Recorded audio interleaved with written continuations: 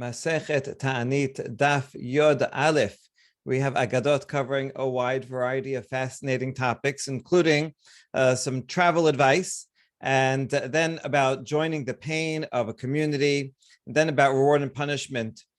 Finally, a fourth is about asceticism. Is it positive or negative? Then the requirement to accept the fast the day before, and then fasting just for a few hours. So last two are halachic topics, but we begin with the Agadah. Amar Rav Yehuda, Amar Rabbi Chaya Hamelech Baderech Al Yochal Yoter Mishene Re'avon. When one is walking on the road, one should eat relatively little. How little? The same amount that one eats when there is a famine. When there's a famine, you ration your food because you don't know how long it's going to last, and you have to make a little food last a long time. So too, when you're traveling, you should eat the bare minimum of calories that you need to survive. Why? My tama, hacha targimu mishum ma'ayana, v'madavamre mishum mezoneh.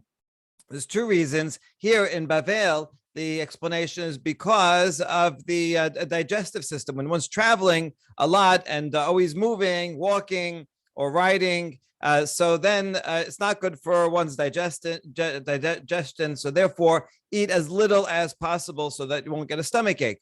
However, in the West, in Eretz Yisrael, they said because you don't know if you're going to run out of food, you're going on a long trip, you bring a certain amount of provisions, you think it's a 3-day trip, but maybe you get lost and, it ends up taking more time. So therefore, ration your food as much as possible. My benai, who will be a practical case in which these two explanations would come to a different conclusion. If someone is traveling by boat, in that case, you're not moving, the boat's moving, and so you don't have to worry about the digestive system getting all worked up because you're walking and traveling a lot. So then you could eat more. Or the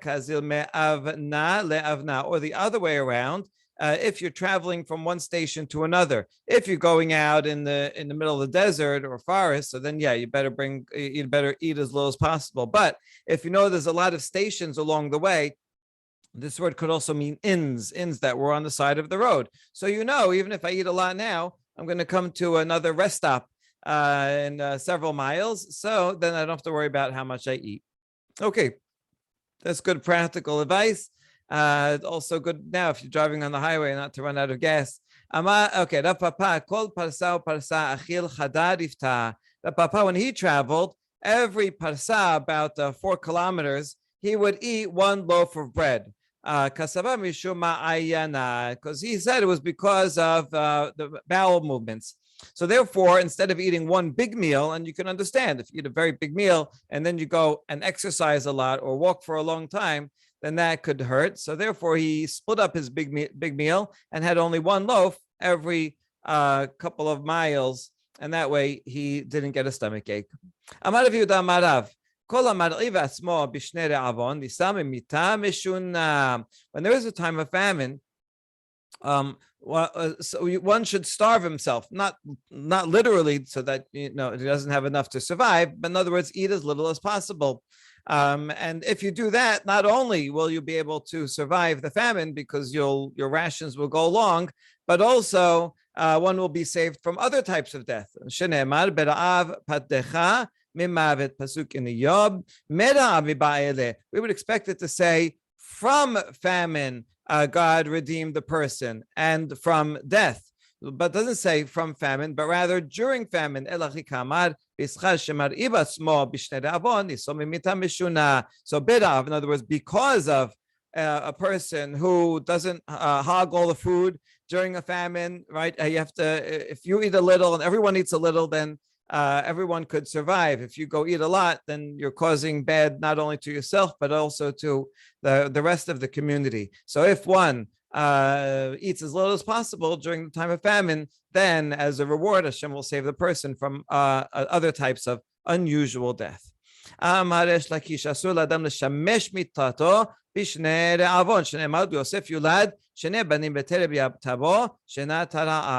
person may not use his bed, meaning have marital relations, during a time of famine. During a time of famine, it's very sad. People are really suffering. So same idea as before. Just like, even if you happen to have some access to a lot of food, you shouldn't be eating a big meal while everybody else is suffering. So too, the enjoyment with one's wife is prohibited during such a time. And we learn this from Pasuk that Yosef, he knew that a famine was coming and he was storing up for it. And he says he has 2 sons before the famine came. And we derive from that once the famine started, then he would stop. There was an exception. Someone does not have children, then one may have marital relations. Maybe even it's a mitzvah or chovah because of that. Because then it's not simply for enjoyment, but rather actually to have children. And so there's no reason to stop having children totally. So famine will be temporary. Okay, another place we could learn this same ideas from the flood, where Hashem tells Noach when he enters into the ark, he separates you and your sons, and then your wife and your daughter-in-law, separates by gender, which implies that they should separate from each other while the whole world is being destroyed. However, when Hashem tells him to leave, then he says you and your wife and your sons and their wives. In other words, now you come back together. Now it's time to rebuild, repopulate.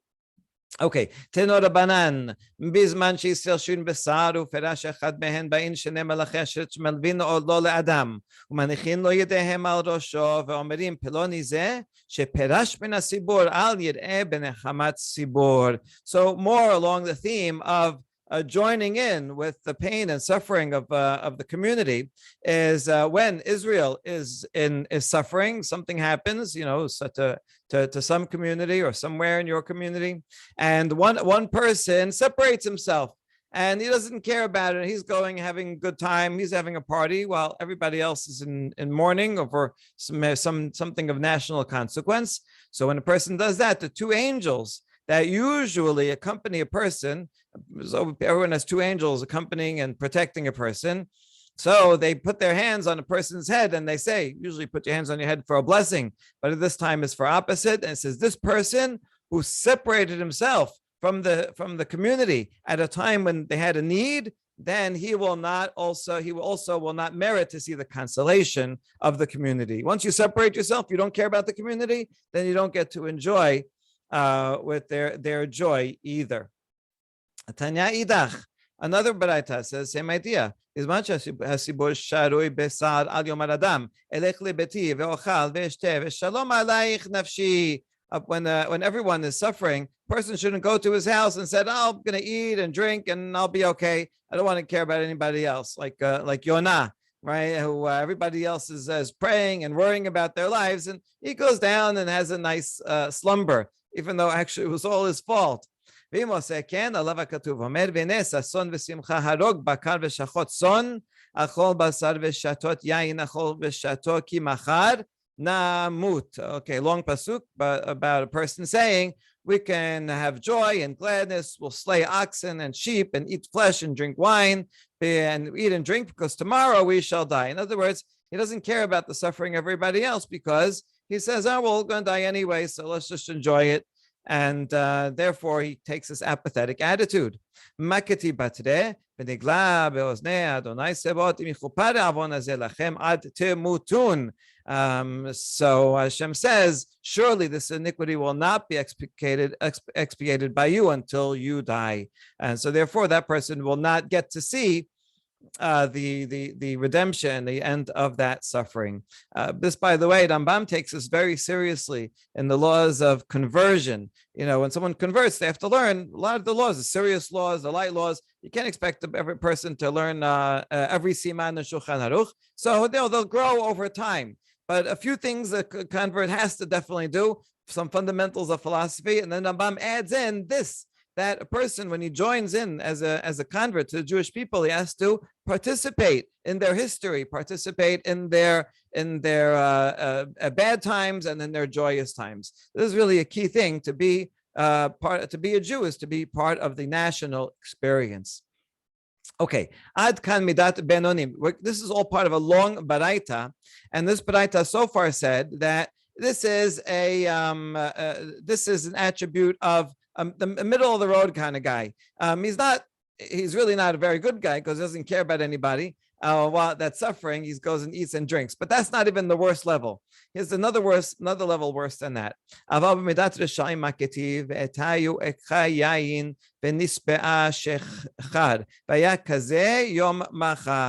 This person says, another quoting another pasuk in Yeshaya says, at least these evil people, they know their pasukim from Yeshaya, so that's good. Come, I'll fetch wine and we'll fill ourselves with strong drink, and tomorrow shall be as this day and much more abundant, where we're going to keep partying today and tomorrow will be even more. And even though around them everything is suffering. And what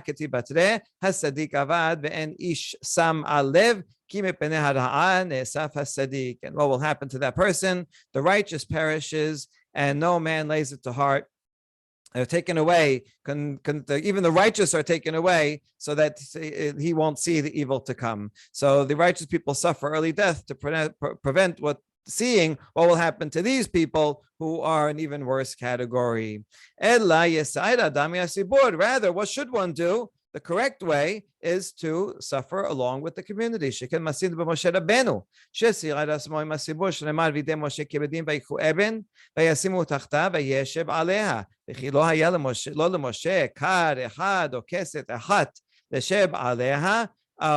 Bnei Israel are all fighting with Amalek, and Moshe has his hands up and his hands are heavy, and it says he went and took a stone and he put it under him and he sat on the stone. Well, sitting on the stone is not very comfortable. He's Moshe Rabbeinu. Like, can't someone find him a pillow, a cushion to sit on so he'd be more comfortable? No, that's the whole point. He didn't want to be comfortable. Ella, kachamar Moshe, ho'il v'Yisrael shurim besar, afani ayem mahem besar. Moshe's,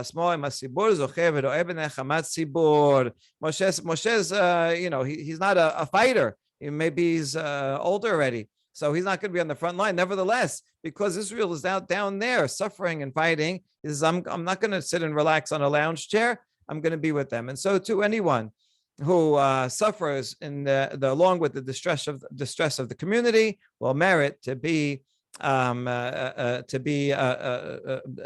have consolation with them. Okay, what is the difference between the middle category and the worst category? Some say that the members of the middle category refuse to show sympathy towards those who are in distress. They do recognize that they themselves are in danger because they say, "Oh, we're going to die." So, in some sense, they just kind of can't handle the bad things that are going on, and so they lose themselves in merriment. Whereas the people that are the worst, like, they don't even care about that. They're not even making any excuse. There's some other possibilities about the difference between these two categories. Okay, now Veshema Yomad Adam, the Braita continues and says, "Mi me'id bi." Hey, who's going to see? I know everyone's outside and they're going to a funeral or they're fasting and praying about something. But I'm going to go home and I'll shut my curtains. Who's going to see that I'm being happy? It won't affect anybody else. And the answer, there's 4 answers to who may testify against the person. 1, even the stones and beams of a person's house, even though they're inanimate, they can see, and they will testify against him, as it says in Habakkuk, Shneimar, Ki even mikir tizak v'chapim me'ayes ya'anenna. The context there is that enemies of Israel that come in and steal building materials from Israel, so that sin, and they go and build other houses, they will cry out. The building materials will cry out against them. So here too. As we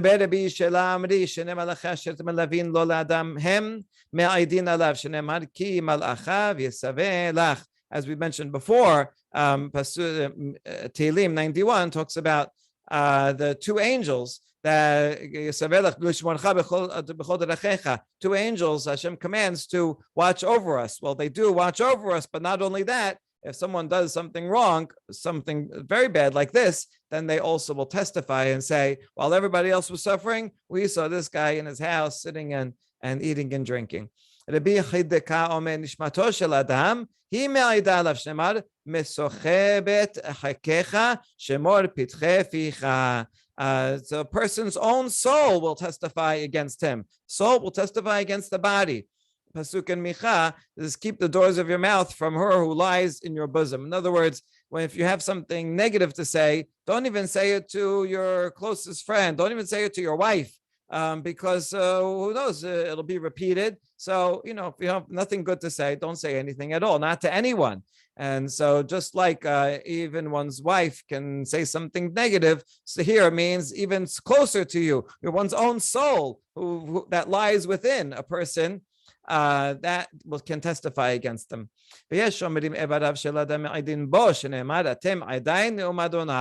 Others say a person's own body, his very limbs will say, yeah, we were there when this person decided to have a party while everyone else was suffering. As it says, you are my witnesses.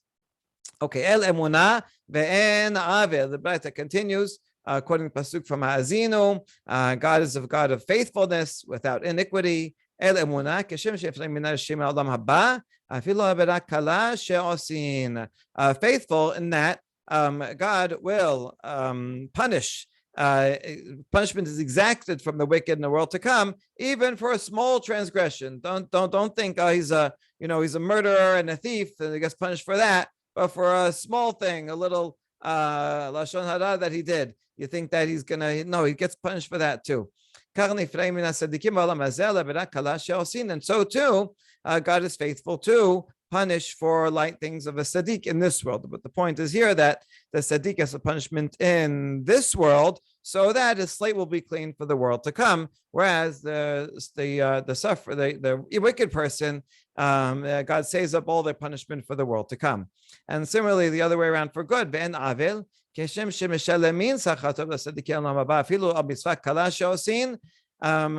tzaddik, God will give reward in the world to come, even for a very small thing they did. Could be they did a million great things and saved lives, and maybe they just did one tiny old thing. That God doesn't forget about that.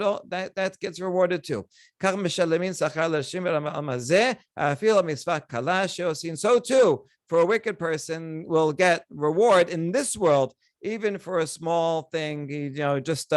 He gives someone a nice hello, even though he's a terrible guy. He gets rewarded for that, but that happens in this world, so that the evil person gets all the reward in this world to have only punishment in the world to come, and the righteous person gets all their reward in the world to come. So that's all saved up. And this is one popular explanation of Sadiq Bada'lo of the theodicy.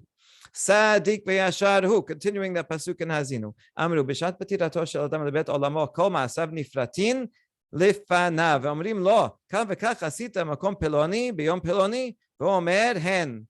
So, when a person dies and goes to his eternal home, all of his deeds are going to be delineated before him, every single detail. And they're going to say, look, here's what you did at this place on this very day. It's going to be like a video camera in slow motion. And he's going to show it to him. And then you can't deny it when you see it right there on the screen. So he's going to have to say, yes, I in fact did that. And they're going to say, okay, sign here that you did that you agree, that that you're guilty. Every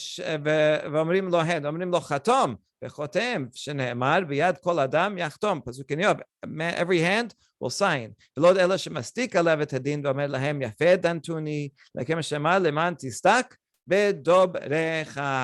not only that, the person will say, you know what, the judgment is righteous. I deserved what was coming to me. And you'll see that in the world to come, everything will be totally fair, totally transparent. And that's what that's what the pasuk says, that you may be justified when you speak and be right when you judge. We call this till today, siduk hadin. When someone dies, we say tefillah that quotes pasukim that are like this, and we say we accept the judgment, for good or for bad. We know that it's fair. Amar Shemuel. Okay, now we get to the next topic, which is about asceticism. And what's the deal with that? Is it good or bad? So Shemuel says, anyone who fasts is called a sinner. Not good to fast. Amazing. Don't fast. So we're in a Masechet Taanit, and yet right here it says Shemuel disagrees with the concept. Sabar ki hay Tana de Tanya Rabbi Elazar HaKapar, Rabbi Omer, ma tamud omar v'chiper alav me'asher hata al hanafesh, v'chi be'eze nefesh chata ze el asher siyed asmo min hayayin. And he would follow the opinion of the late Tana, Rabbi Elazar HaKapar. Elazar HaKapar is famous for his teachings, but also because archaeologists not long ago found this lintel that was on top of a Bet Midrash in the Galilee, and it says Ze Bet Midrasho Shel Rabbi Elazar Hakapar.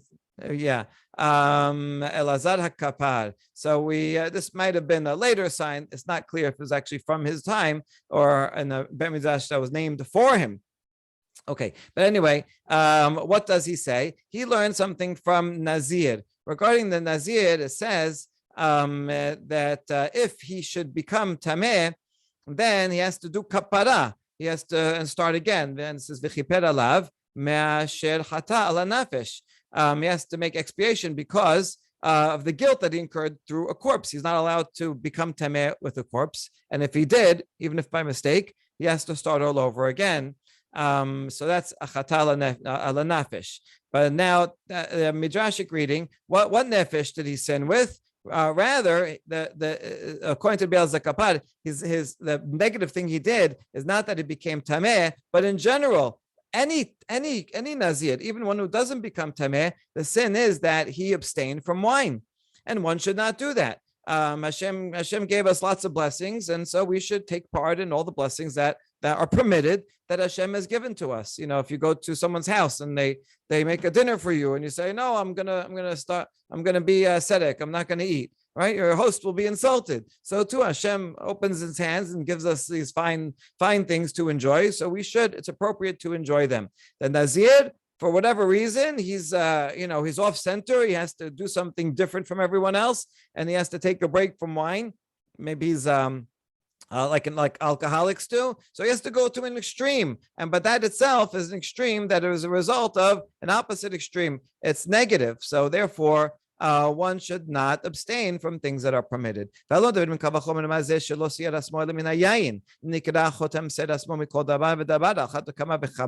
Nazir only abstained from wine, and he's called a sinner. So all the more so, someone who abstains from all food and drink, and or if it's a serious fast, even from other inuyim, then all the more so, that person is called a sinner. Okay, so that's Shemuel. One should not take upon himself fasts that are not necessary. Rabbi Elazar Omer, but there's another Rabbi Elazar, not Rabbi Elazar Kapar, who says the opposite. Nikra kadosh, shene'emar kadosh yeh gadel pera se'ar rosho. He's also learning from Nazir, from the few Pesukim before, that says throughout the term of his vow as a Nazirite, the raised such his head shall remain consecrated until the completion of his term. There you go. Kadosh yeh gadol pera se'ar rosho. So it sounds like he's holy. And we can learn also from him, this person who abstained only from one thing, from wine, and he's called holy. So someone who abstains from all food and drink is even holier. So there you go. It's a good thing to fast. All right. So now we have two very clear opinions. What are they each going to do with the other pasuk? What do you say to that? Isn't he called holy? He says, no. What's called holy there is only the hair that's going to grow. That hair is holy. When you cut it, you have to treat it in a special way, and we burn it, so that the hair is holy. But his act is not holy. Rabbi Elazar, isn't he called a sinner? No. He said that's. Rabbi Elazar says, look at the Peshat. Only if someone becomes impure by a corpse, then he's called a choteh. Otherwise, he's fine. And so both of them have good counter arguments based on the Peshat context. Now, Rabbi Elazar, he's the one that says it's virtuous, it's good to fast. But we have another statement by him that says the opposite. Rabbi Elazar, lolam yamod adam atzmo kilu kadosh sharui betoch me'av shenemar bekirbecha kadosh velo avo be'ir. This is a really interesting derasha. A person should always consider himself or treat himself as if there is holiness that's immersed within his intestines. As it says, within you is holiness. In other words, our bodies are holy. We are a container for our soul.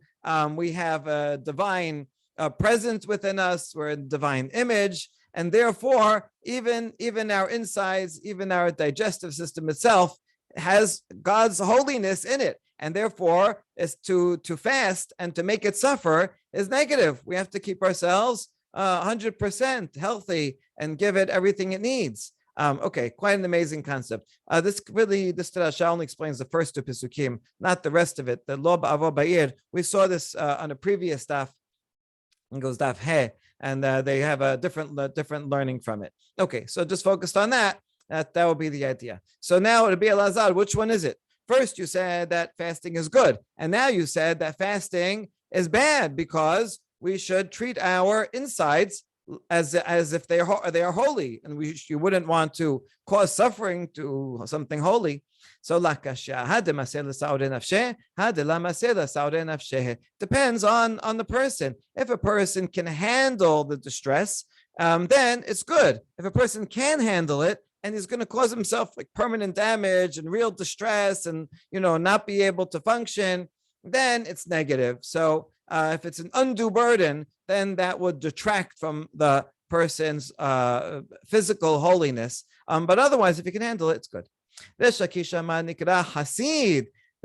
said this person is called a Hasid. It's not clear who he's talking about. Let's see. There's two opinions. So Rashi says Gomel doesn't mean here to give, but rather like to be weaned away from. When a baby is weaned, so someone who weans himself and abstains from food, that's called the ish chassid. So this is agreeing with the Elazar that says not only is it good, it's an extra pious. It's wonderful to fast.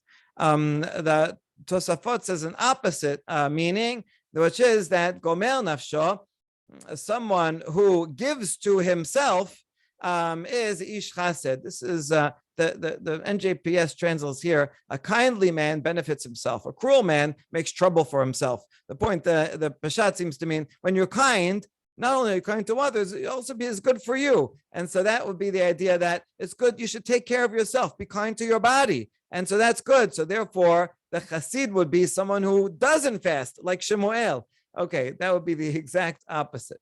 Amar Rav Sheshat, Hai bar be Rav deyate betanita lechol kalba lesheruteh. And was supporting that reading that it's this Resh Lakish means it's bad to fast.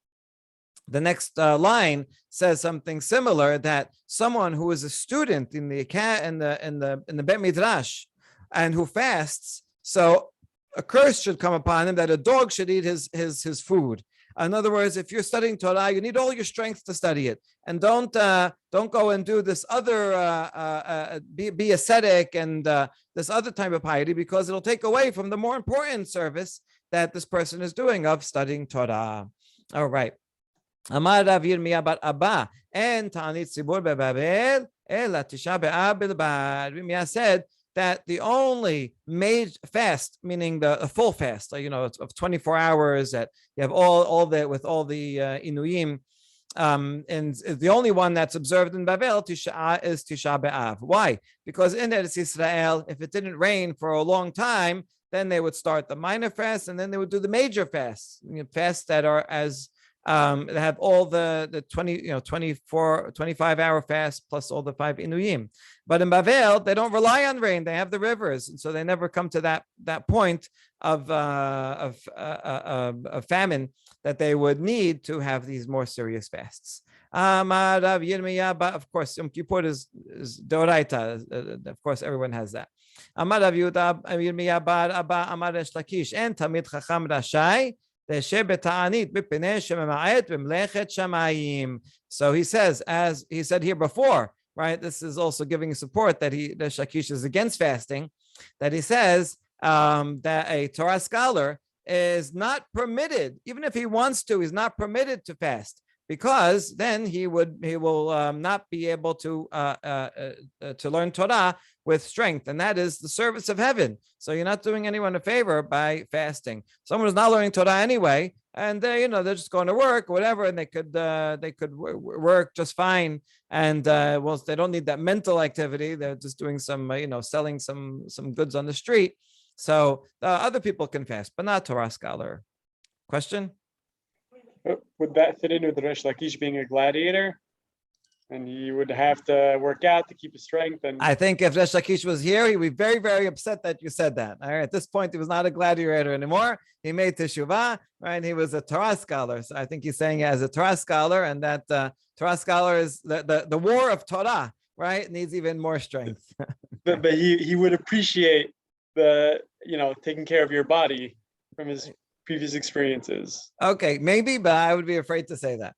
Okay, ochlin v'shotin mishecha. So now we get to the halacha parts about the requirement to accept the fast the day before, and then the idea of fasting not for a full day, not even for a full 12 hours, but even just for a few hours. Is there such a concept?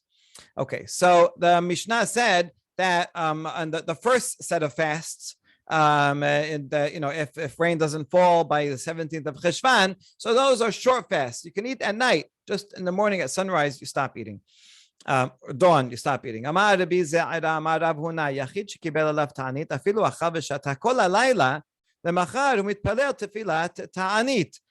a person accepts upon himself a fast, here's the main idea that if you are fasting.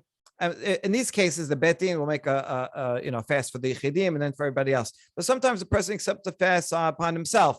If he has a bad dream or whatever reason he's praying intently for something, so you have to accept the fast the day before during Mincha. You say, tomorrow I'm going to fast. Now, even though you accepted your fast before sunset, you could still eat at night. That's not a problem. You're not breaking it because the fast only begins when it gets light out. So even if one eats and drinks the whole night, on the next day, he can say the special tefillah for Taanit. That refers to the berachav anenu that we add in generally when we're praying, when we in the tefillat lachash, we put it into Shema Kolenu, and then during Chazara, the Chazan will say a separate beracha. So as long as he stops eating, as he's fasting all day, he can say the separate beracha. This person, let's say he fasted during the daytime, and then he fell asleep before sunset and never broke his fast, and then he sleeps the whole night, or he sleeps a few hours of the night, and then he wakes up and he says, "Oh, look, I'm still fasting. So, why don't I say arbit, and I'll say with anenu." Or if he fasts till the morning, he'll just keep going and he'll say shacharit. Can he say anenu? No, he cannot. Even though he's fasting continuously, but he did not accept upon himself that he's going to fast. So if you just get so busy and you forget to eat, and say, "Oh, look, I fasted. Now I could say anenu." No, you didn't accept it from before. So that's the paradox. If you accept it from before, even if you eat at night, you can say anenu the next day. If you didn't accept it before, even if you didn't eat the whole night, into the next day, you cannot say anenu. Amar Rav Yosef, my kasavar Rav Huna. As Rav Huna said this, I want to analyze. What do you think? Sevir aleh en mitanin l'shaot, or dilma mitanin l'shaot v'me'aneh l'shaot and mitpalel tefilat ta'anit. What was his thinking about this? The next night that even if you fast for a few hours, you don't say it. You don't say anenu. Is it because he says there's no such thing as fasting for a few hours? The minimum amount is a 12-hour period, right? Daybreak till sunset. So there's no such thing as fasting. Therefore, it wouldn't make sense. Or maybe he thinks that there is such a concept of fasting for a few hours. It does something. However, it just doesn't rise to the level that you would say anenu, that you could say that official prayer. So which of these is the case that he doesn't say? He says, don't say the prayer of Taanit.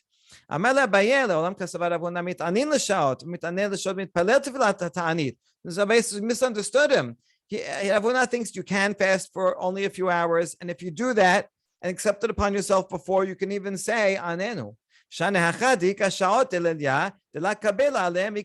only problem in this case is that these hours at night, he didn't think of it beforehand. He didn't accept upon himself the fast beforehand. And therefore, it's not official. The idea of fasting isn't just that you happen to not eat. It means you intentionally take upon yourself a commitment that you will not eat. And as anybody who's ever fasted knows that, right, when you can't eat, it's much more difficult than when you just happen to not get around to eating, right? Just psychologically, the fact that you can't go and eat is what makes it even more difficult. So that's the main point. Okay, Morukva ikla legin zak. Morukva, he was the Resh Galuta, the exilarch. He's in charge of the community in Bavel. And he went, maybe he would make rounds in different cities, and he went to this place called the Ginzak. Baumine. When he got there, he was not only the political head of the community, but he was also learned himself. We'll see how learned. So the residents asked him, Mitanin l'shaot or mitanin l'shaot? Lava bide. So they asked him this very question: Can you fast just for a few hours, not a whole day? He didn't know the answer. And so they asked him another question. If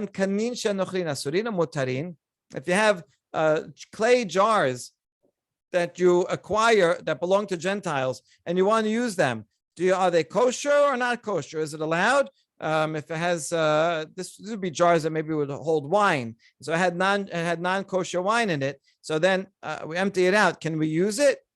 Lava bide, you didn't know the answer. Very random questions. When Moshe Rabbeinu, when he was serving in the Mishkan during the 7 days of inauguration, during those days, Moshe was acting like the Kohen Gadol, because the Kohanim, themselves were being inaugurated during that time. So when he served and did all the korbanot, what did he wear? Did he wear the clothing of a Kohen or of Kohen Gadol? Well, he would have to if he's doing the service. On the other hand, he's not actually a Kohen, so maybe he can't. So maybe he's wearing regular clothes, everyday clothes. But then how could he serve with regular clothes? That's the question. La Havabi Day didn't know the answer to that either. Okay, so Morukva, he knows his limitations, and what made him a great leader is that if he didn't know, he would ask. So he goes to Midrash and asks them, listen, I got these questions. Can you help me answer them? Yes,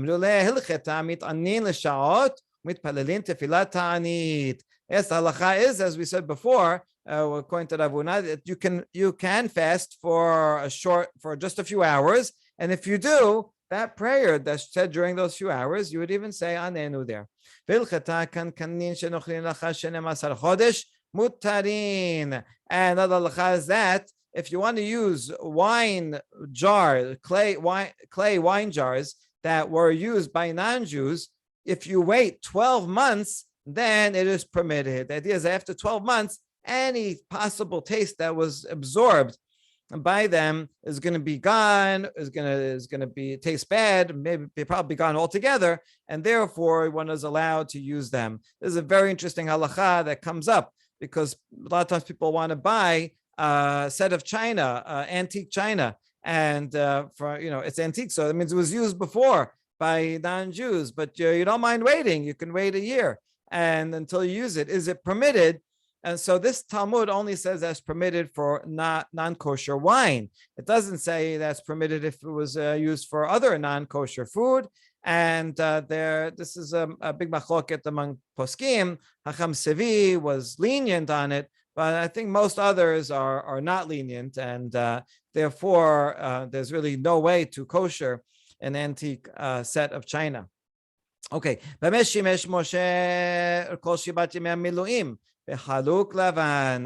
what did Moshe wear? He wore a special white cloak. He didn't wear the clothing of Kohen Gadol. He didn't wear his regular overalls either. He wore a special white garment. Rav Kana added that it was a white cloak that didn't have a hem. Now, if you don't have a hem on something, then it will wear away, right? The threads on the side will come undone. So maybe that's the very point, that it didn't have a hem, to show that I'm only wearing this temporarily, right? Don't think that I'm now the Kohen Gadol. I'm here just to serve until we get the regular system started. Rav Chisda, הדאמר מתענין לשעות והוא שלא טעם כלום עד הערב. This is although we said before that one can fast for just a few hours, Rav Chisda is of the opinion that those few hours has to include going until sunset. That it has to end at sunset in order for it to be considered anything at all. Amar le'Abaye ha'ta'anit ma'al yetahi la'sericha de'imlach imluche. Abaye says, wait a second. If you start, if you he understands him as saying that you have to start from sunrise and then not eat till sunset. And it says if that's the case, then that's not for just for hours. That's a full fast. So what are you teaching us? What chidush do you have? And so this is the answer is where he changed his mind. He didn't intend to fast at the beginning of the day, but then he got busy with work and stuff, and then he realizes he already missed breakfast, and then so in the middle of the day he says, you know what? I decide I'm going to fast today. That's what's called a fast of hours. So in a way, this is more lenient than the previous opinion. The previous opinion said, yeah, you have to decide the day before. And he says, you can even decide that day. You can't decide in the middle of the day. If you ate breakfast, you can't decide, oh, you know what? I'm going to fast for the next 10 minutes. That's not considered a fast, right? But if you didn't eat at all yet, then you can start now and you go till sunset. Then that is considered a legal fast when with all the implications regarding the tefillah. And it would, count if you took upon yourself a fast for something. This would count as a fast day. Baruch Adonai Olam, amen ve'amen.